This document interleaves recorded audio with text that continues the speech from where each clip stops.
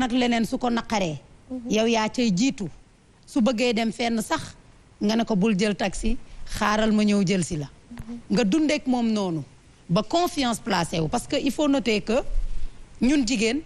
confiance ak rassurer le góor mën a la mën a amee parce que quand je dis rassurer mooy tey ginnaaw say ñaari waajur da ngay bëgg heure boo jaaxlee mu doon ci fi nga xamante ni tey sa wéeruwaay la te sa wéeruwaay am na loo xam ne du la ko def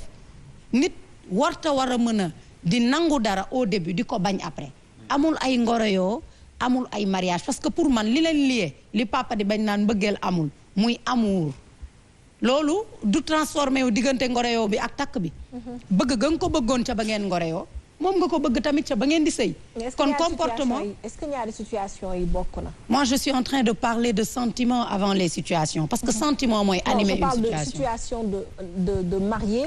ak situation boo xam ne vous êtes des célibataires néanmoins yéen a ngi ànd di bëggante mais instant boobu ak bële du benn parce que même su fekkee da ngeen di ànd di bëggante rek nekk ay célibataire ngeen di farantu comme on dit am na yoo xam ne bu la ko teree yow sa bopp yaa naan ko du jàkk ji du église ba donc amoo loo ma tere mais est-ce que li valable foofu war na mën a valable ci man d'accord un homme attentionné parce que man maa ngi woon ci attention bi du changer à part mu mer vite fait nii ngeen am problème góor bu attentionné du changer ci deretam la ne ci jikkoom la ne na mu meloon ak yow ca ba ngeen di ngoroyoo bu ñëwee ba ci biir kër gi attention bi dafay continuer maintenant bu doon góor buy def semblant d'être attentionné li ñuy wax jikko ak borom pax li nga xam ne yaa ngi ko doon làq boo leen demee ba doon ñaar di yeewandoo ci benn lal di gisante tous les jours faaw jikko bi ñëw maintenant ñu ñëw si comportement bi là tu as parfaitement raison boo ne ñun jigéen ñi sax su fekkee ni dalay sant dara yaa naan ko du jàkk ja du église mais n'empêche il faut noter que l'homme sénégalais sait s'imposer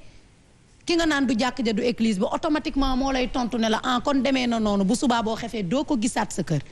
parce que ñoom depuis le début lañ lay wan li ñuy woowee autorité maintenant autorité est-ce que lu ñuy imposer la wala looy dundeek soxna si ba mu am confiance ci yow xam ne loo ko tere da koo war a bàyyi loo ko digal mu def ginnaaw li kilifa yi di wax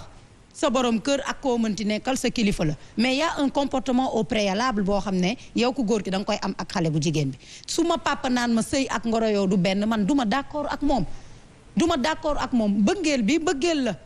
ki ngay gorowoo da nga ko bëgg moo tax ngay ngoroyoo ak moom te yaakaar naa buñ la yaree jikkoy gor nekk ci yow war ngaa rus di ko wan loo xamante ni ci biir sëy bi wanoo ko won ci bi ngeen di labante ça c'est un point ñu dem plus loin dañ ciy gis sax ñoo xam ne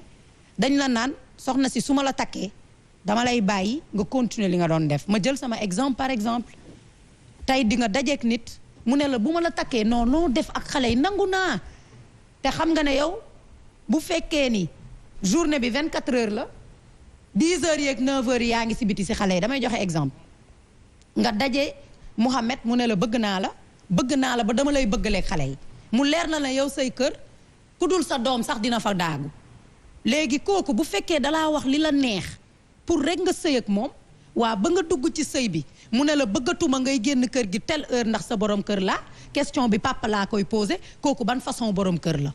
mooy ne man tey maa ngi ci liggéey bi ma nekk ak xale yi yaa ngi ma bëgg dig ma ne ma dama la ciy bàyyi man dama laa bëgg te yàlla tax ma ñëw ba sëy nga ne ma jigéen buy sëy ak liberté bi nga amoon amatoo ko damaa bëgg nga yam fii yow nan nga koy jàngatee papa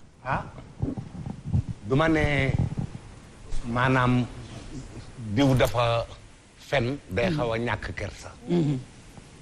su ma ne góor la goo xam ne def na nangam ab safaan damay xaw a ñàkk kersa dal ci kaw góor waaye day ñaare góor dina dem ba toll foo xam ne dina nangu lu mu waroon a bañ su bëggee Youssou nga ne dina la def looloo Bakary yow tamit dina la wax looloo non voilà fa laa doon daanele juste pour dire que avant le mariage concession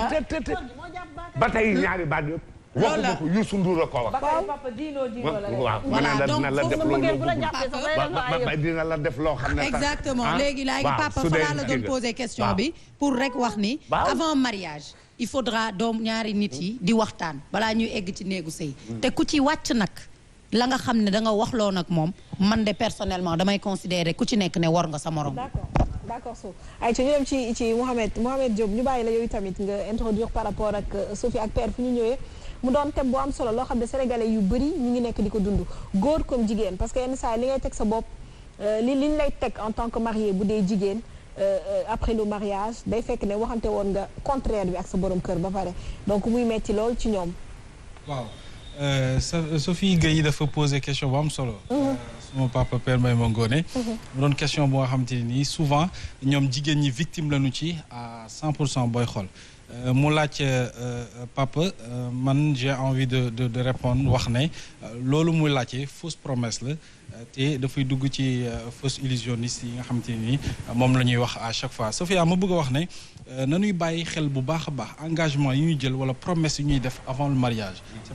c'est pas parce que gis nga xale bi macha allah mel na nu mu war a mel bëgg nga dugg ba di ko promettre ciel et terre mais il faut souvent aussi moom li mu lay jàppee ak li mu lay gën a bëggee ak li mu lay respecter surtout le respect mooy la nga ko promettroon avant le mariage nga respecté ko de bout en bout ci biir mariage bi alors loolu dafay dugg ci promesse yi nga xamante ni dañuy wax ne c'est un acte de responsabilité wuy juddoo ci foi intérieure xam nga gëm-gëm bu fooree mooy li ñuy faral di tooñante suñu biir naan li ngay wax gëmoo dara mooy loolu promesse dafa war a juddoo ci foi intérieure c'est-à-dire boo koy wax da nga ko war a ànd ak gëm-gëm boo koy wax da nga ko war a gëm boo amul nag foi intérieure boobee dina yomb trop nga digle loo nga xamante ne nii doo ko def te su boobaa répercussions yi dafay yaatu lool te dinaa ci ñëw beneen bi mooy rompre une promesse aujourd'hui mooy nga diggee li nga xamante ni mënoo koo jëfee wala ba nga koy diggee da nga ko promettre ne buñ ci yeggee dinaa ko jëfee waxtu ba ñëw jëfe